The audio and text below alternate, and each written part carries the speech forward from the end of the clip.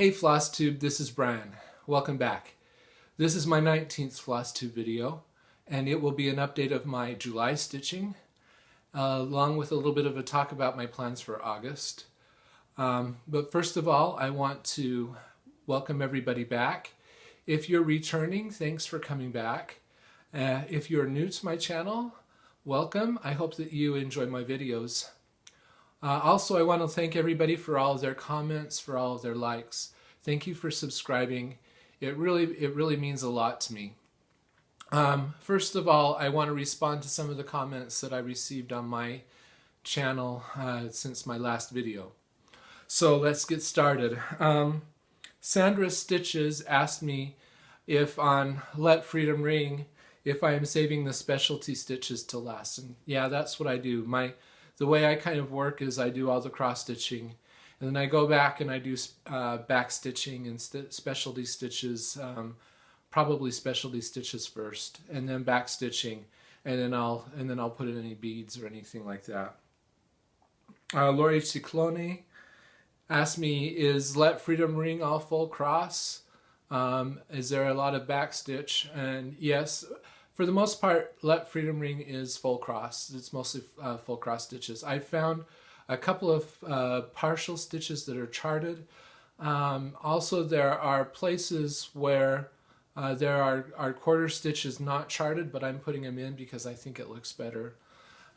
There is a lot of back stitch though, so if you want to avoid back stitch, there's a lot of back stitch in the building. There's a lot of back stitch in the people.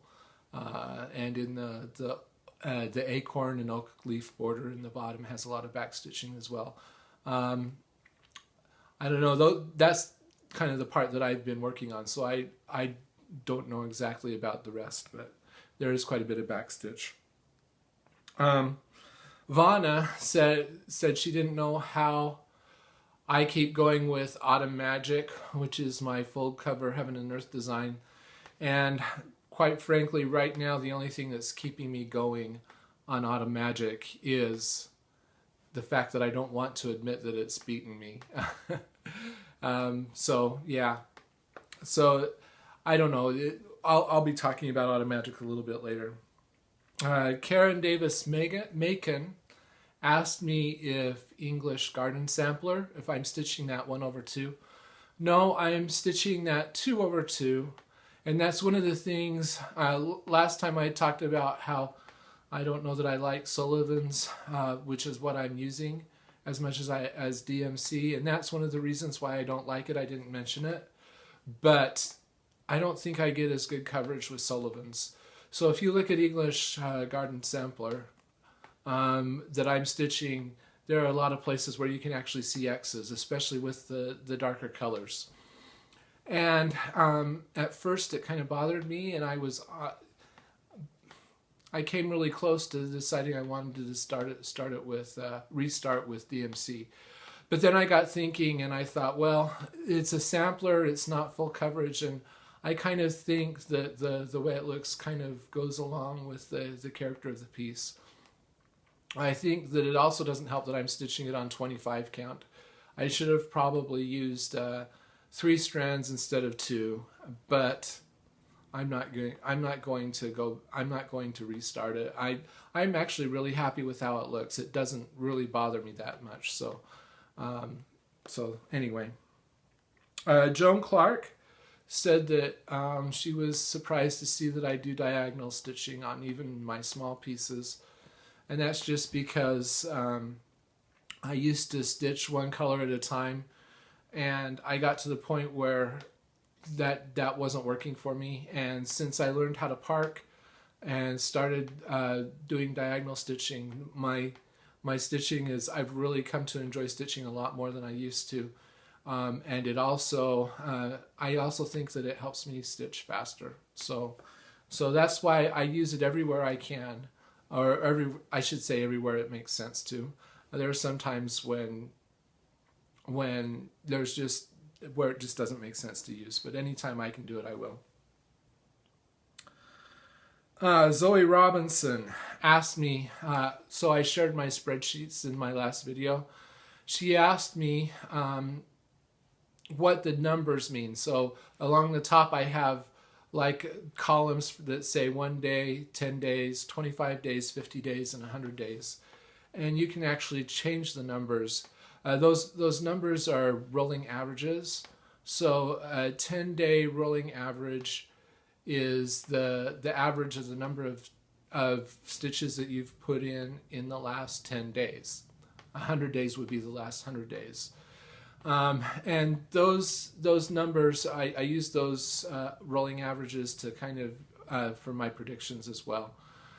So that's what that means. And rolling averages are kind of cool because they can tell you some stuff about kind of if you're speeding up, and I'll show you a little example of that in a little bit. Rachel Gordon said she would love to see my knitted projects, and unfortunately I really don't have a lot to show. I only knit for about 5 or 6 years before, and then I kind of lost interest. Part of the reason for that is it's too hot to knit in Phoenix, and anything that you knit you can only wear like for a week.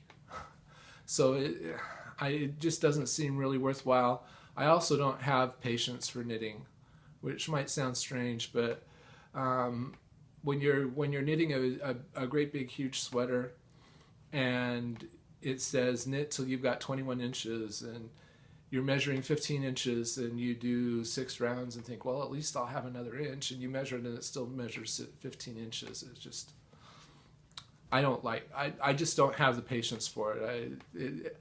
So about all I have to show is a couple of sweaters. I have an Aran sweater that I knit. That was the first sweater that I knit. And then the Fair Isle sweater that I wore in a previous video. My Aran sweater has kind of gotten a little bit, it's become my camping sweater. I wear it when it's cold and we're camping. And so it's not in really good shape anymore.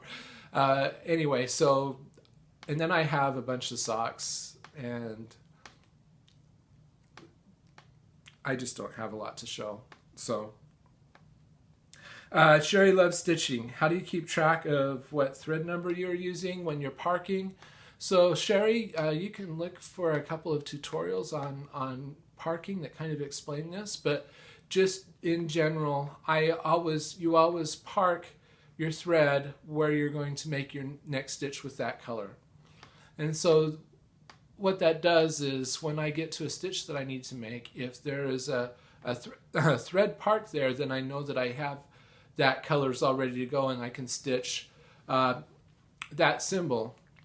I don't need to know what color it is. All I know is that thread matches that symbol. Now sometimes I make a mistake when I park, sometimes I miscount. And the way that I know that I've miscounted is when I come back through and I want to stitch a stitch and there's a thread already parked there. And that's a pretty good indication that I've made a mistake. And for the most part, I can usually figure out what my mistake was.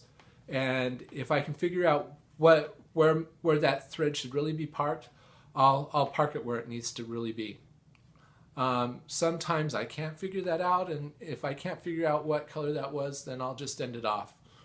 And then when I stitch the reel, and then it'll just fix itself. So that's kind of how I keep track of stuff. And it's not too hard. You know, I will admit that like for the first month when I started parking, I kind of had a hard time getting used to it because I had a hard time figuring out how to manipulate my thread because I have threads kind of in the way, and making sure that I parked in the right place kind of was a challenge at first. But after about a month, it wasn't any problem, and I've just gotten used to working that way, and I really enjoy working that way. I really wouldn't do anything else, as I mentioned before. Afton Farm 63 asked me, where do you keep your pattern when you're stitching? Oh, I keep it underneath my scroll frame. So sitting on the table underneath my frame. And so I can stitch I stitch two-handed, And every time I need to look at the pattern, I just kind of look down underneath a little bit. And so it's right there, ready for me, right there, and that really works well for me. Okay, so I mentioned, a couple of you asked me to let you know how the 50th wedding anniversary went. It was really good. We had a great time. We spent 3 or 4 days together as a family and really enjoyed one another's company. I've heard people say that, like, even when I came back, I mentioned to somebody at work that I'd been with my family celebrating my 50th wedding anniversary, and he says, "Oh, how can you stand being with your family that much?" And our family isn't like that. We really get along well together, and I think part of the reason why is because, as I mentioned before, I grew up on a ranch, and there was a time when it looked like my parents would lose the ranch because they couldn't. They were having a hard time making payments on a loan that they had taken out, and as a result, Dad fired his hired men, and basically said to us kids, and I was 14 or 15 at the time. He said, "You guys are going to have to step up and help with the work around the ranch," and we did. I mean, I remember those years and how absolutely exhausted I was, and how thankful I was when Sunday came around when we didn't work, and we worked really hard. And I think those times, going through those hardships, really kind of cemented us together as a family. Now that doesn't mean that we don't ever fight. I mean, my brother that's right next to me and I fought like cats and dogs when we were growing up, and we don't fight anymore. But you know, there's disagreements that come up every once in a while. But in general, we really enjoy ourselves. My parents loved the frame that my parents loved my family piece that I gave them. And in fact, last Saturday, my mom called me and said, "It's hanging on the wall." At the time when I gave it to her, I said, "This is really big, and I hope you're going to be able to find a place to hang it." And she said, "Well, my living room, I'm tired of the way I have it, and I'm going to rearrange everything." And so she actually decided she wanted to repaint, so she repainted it, and she said she chose a color that had I guess it was kind of a white with a little bit of a pink tinge to it. I don't know if that was because of the mats in my piece or not, but so she repainted and she hung it on the wall, and she said, "You know, the mats that you chose, they match my furniture," and that really didn't enter my mind when I was choosing mats, so I got lucky that way. And she says it's just wonderful, and I can hardly wait to go up and see it hanging on the wall in the living room. So that was a success. I also want to do a couple of shout outs. Most of you have talked about these people, but I've really enjoyed their videos. The first one is Johnny Stitcher. She lives in central Mexico, probably a couple hundred miles away from where my son is right now, and I really enjoy seeing everything that she's stitched. She's really amazing. So check her out. I'll put a link to her channel in the video below. And everybody else, and the other person is Priscilla and Chelsea. Priscilla Blaine is kind of well known because of her chalkboard designs that were published in Just Cross Stitch last year, and she and her daughter have started making videos, and it's really fun to watch them. I'm amazed at how much they stitch. They're both just amazing and very prolific stitchers, more so than I am. So check out those channels. Okay, so let's take a look at what I did the last month. So July has felt like a strange month stitching-wise for me, and part of the reason why is because of the 50th wedding anniversary. I was gone for a week, and I didn't even take anything to stitch with me because I knew there was just not going to be any time or any way that I'd ever be able to stitch, so it just wasn't even worth the effort. So I had 8 days that I didn't stitch, and when you think about that, that is like a quarter of a month. So I don't feel like I really accomplished as much as I usually do. I certainly wasn't able to touch all of my whips. However, I did have a couple of good things happen, so we'll talk about that. So first of all, here's a graph showing my trend. And of course, you'll see that both the amount of stitches that I put in and the number of days dropped dramatically in August, and that's because of the 50th wedding anniversary. So here's a Pareto of what I worked on in July, and as you'll see, I had 9 days that I didn't stitch, so that's even more. And then I worked on 5 other projects. So, and you'll see they're kind of spread out. That's because of a couple of other things that I did. Automagic is high because as I talked about in my last video, I was doing a block on Automagic once every night before I started on my real project. So that brought the number of blocks I stitched on Automagic up. And then Corazon Sampler is high, and that's because I ended up concentrating on it towards the end of the month. Here's a Pareto of the number of stitches that I put in. You'll see everything's really quite low except for Corazon Sampler. That's high, and we'll talk about why that is in a minute. So I guess we'll talk about that now. I had a finish. Yes, I finished Corazon Sampler, and I'll show it to you in a little bit. But, so because of that, here's my graph showing my monthly whip trend. You'll see that I also had a start in addition to my finish. So my number of whips remains constant, not going down.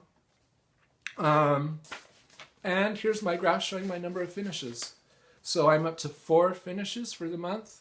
That is a tie for the highest number of finishes in a year.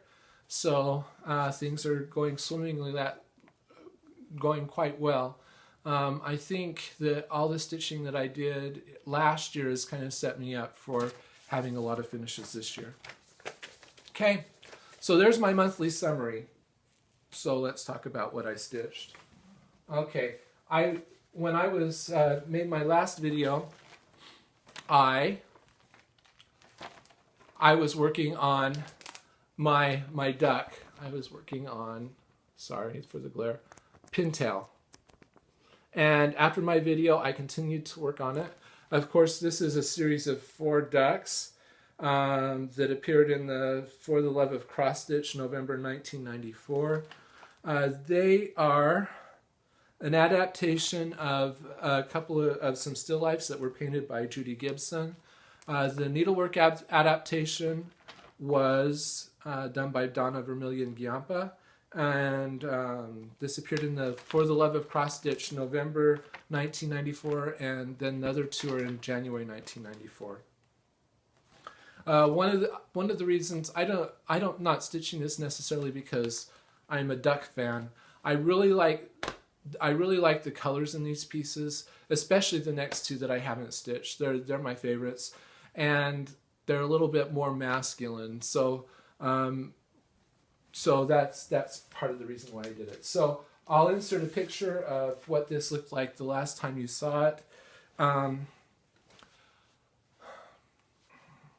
am stitching this on 28 count light mocha Cashel linen, which is the called for fabric. And that's what it looked like the last time you saw it. And this is what it looks like now. Okay.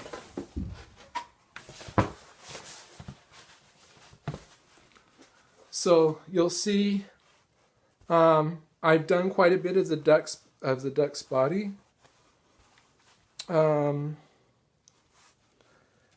I finished the cloth, and the cloth is like has the most colors in it.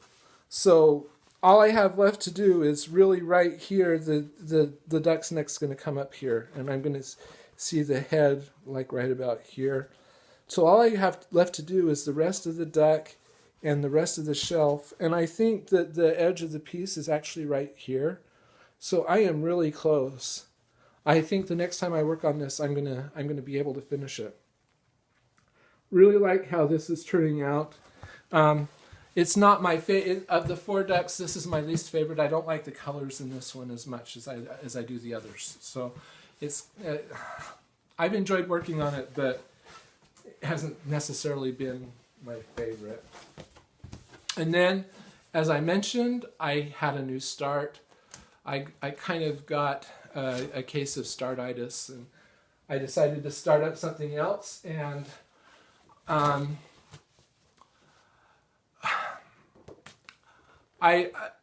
this is a piece that I Heart Cross Stitch showed. It's something that she stitched years ago, and when she showed it, when Andrea showed it, I really loved it. And so I am stitching this because she enabled me. So this is Midsummer Roses by Vaughan. I really like this one, and I decided I have to start it. So I started it, and when I started it, I realized it's not as big as I thought it was. I thought it was a lot bigger. So I don't think this is going to take me a whole lot of time to stitch. So I'll show you where I got to. So, and this has been really fun. This was really fun to work on. So basically this is the lower corner. You're starting to see the lattice in that's behind the roses. I'm starting to see roses. This blue down here is the ribbon and the hat. So like I am already about halfway across the bottom of this design. So it's going really quite quickly. And I really like how this is turning out so far. I'm excited to get back to this, to fill in more of this and actually start working on more of the flowers. So that's the next thing I worked on. And then after that, I worked on Let Freedom Ring by Lila's Studio. Of course, I've mentioned before, I'll put a link to the Facebook group below where we are stitching this together. Feel free to join if you're interested in stitching this. There's no rules, just anytime you want to start, feel free to join in. And so I am stitching this on 32 count cream Belfast linen with the called for threads. I'll insert a picture of what it looked like the last time you saw it. And so this time basically, and this is what it looks like now. So you'll see I've started working on the building, and I finished this wing, and I did some of the trees here. So I'm planning on continuing to work across to stitch the. Now I've got a breezeway to stitch, and then I'll start working on the main part of the building. So this was really fun to stitch. As always, this is really turning out nice. I really like how this building is turning out. I'm kind of going slow, I guess. Okay, and then let's talk about this. Let's talk about Autumn Magic. So I also, as I mentioned, I worked on Autumn Magic throughout the month, and of course, this is and I don't have my picture. This is a design by Randal Spangler, and it's chartered by Heaven and Earth Designs. I am stitching this on 25 count antique white Lugana. I'm stitching it over 1/1, and I'll insert a picture of it, what it looked like the last time. And this is what it looks like now. So I've actually done quite a bit since the last time you saw this. I've done a couple of diagonals.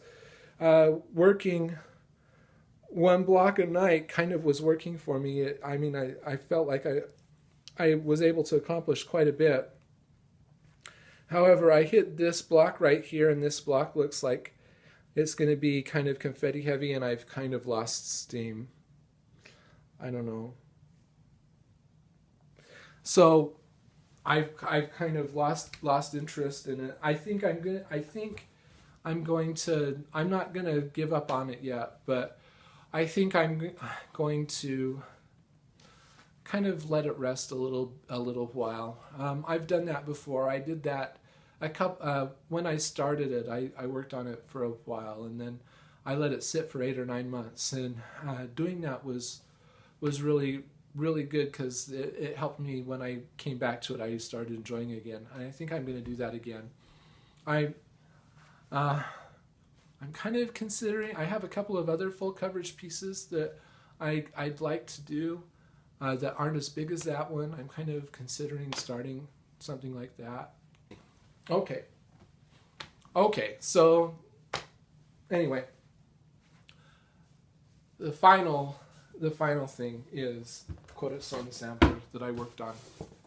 And I worked on this for the rest of the month.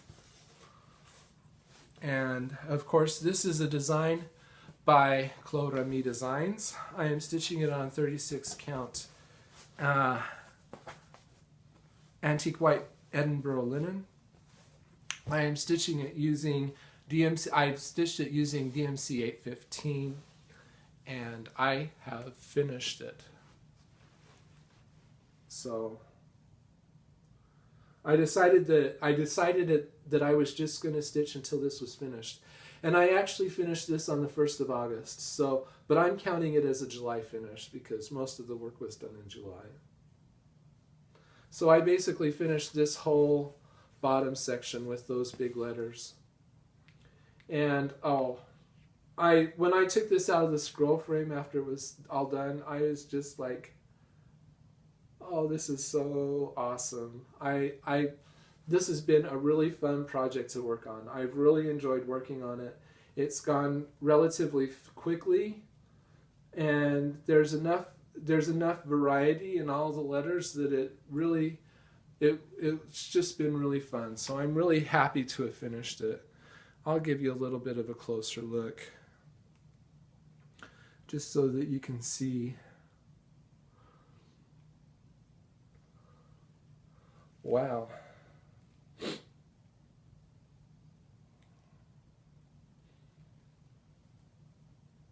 So there it is, all finished. I am so happy with this.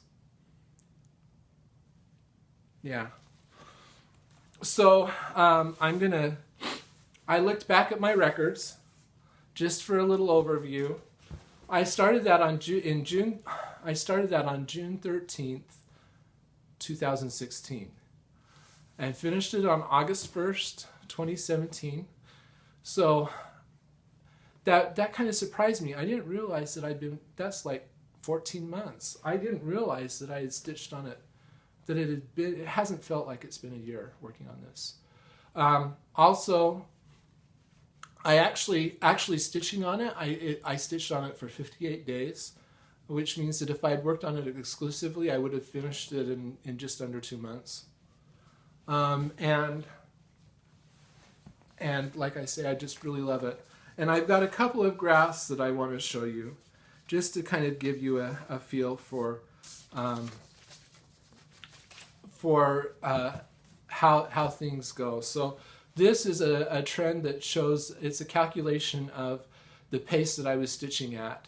And the line that is more smooth is the average pace. So the longer I stitch, the average kind of evens out. The number that is more jagged is the 100-day rolling average. And so what you'll see is there was one time when the 100-day rolling average was below the average, and that meant that I was stitching slower than my average pace. And then towards the end, you'll see that the 100-day rolling average moved up above the line. That meant that I was speeding up and I was actually stitching more. And I think part of the reason why that is the breaks between the time I was stitching it dropped a little bit. Here's a graph that kind of shows the prediction of when I would finish. The top line is a prediction of how long it would take me to stitch if I were stitching 1 block a day. The bottom line is how long it would take me to stitch if I stitched the same number of blocks that I stitched on that day. So that's kind of like my 1 day. And then the middle line is the 100-day rolling average. And you'll see everything kind of oscillates a little bit, and then it kind of settles down to the point where they all converge when you finish the piece. And if you look at that, you'll see that kind of my 100-day rolling average is a pretty good predictor. After a while, it becomes a pretty good prediction of when I'm going to finish a piece. This is a graph that shows when I stitched and how many blocks I stitched. So you'll see when those lines are horizontal, that means I'm not stitching on that day. So you'll see how things kind of jag up and down. And then I guess you'd say the slope of that line as it rises is an indication of how quickly I'm stitching. This is a graph that shows my percentage complete, so you can see how I gradually climb up towards go from 0% up to 100% complete. So there's all my graphs. I wanted to show that mostly because of the 100-day rolling average, just to kind of illustrate what that does. So that's all that I have as far as what I've worked on. I know this video is a little bit later than normal. My schedule has changed, and I'm finding it hard to find a time to actually record videos. So things aren't going to get any easier for me to do that. So my videos may be a little bit sporadic in the future. Also, so for my plans for August, I'm just planning on stitching. I hope to be able to touch all of my whips in August. And I hope to also be able to finish Pintail.